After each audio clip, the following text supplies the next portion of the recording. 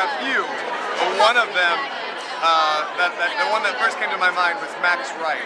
You know that actor Max Wright? He was the dad on Alf.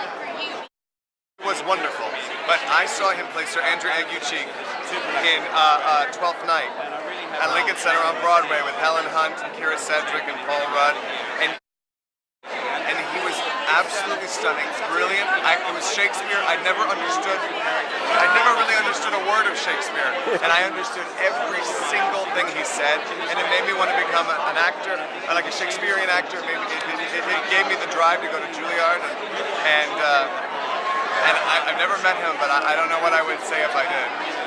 So, yeah. From the very beginning, John Tolan's, our playwright, insisted that it not be an impression, that it be more of an emulation of her, and that it never wanted it to seem drag queeny or SNL character-y. We wanted it to just feel like a guy telling a story well. You know, somebody who tells the story well and kind of becomes the other person while he's doing it. With a specific point, like I'll get her accent, I'll get the way she moves, or we can, you know, in terms of preparing. I wouldn't say it was so much specific as I spent a lot of time watching her movies and her in interviews and listening to the cadence of her voice and trying to just like sort of like sit into that, as opposed to like, you know, often parody, like character parody. They're like sort of like 3 or 4 benchmarks, and you hang your hat on those 3 things. This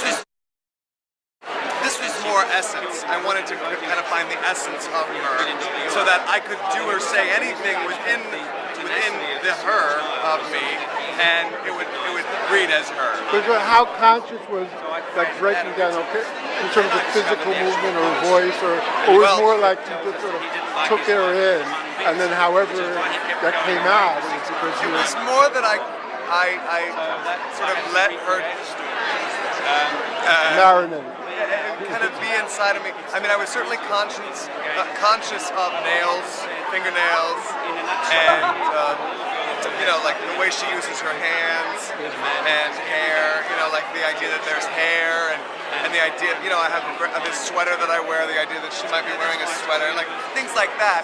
That I was able to sort of hold on to, and a little bit of the voice. I mean, a little bit of a dialect, but for the most part, it was just try to like you know, emulate. Emulate is probably the best word.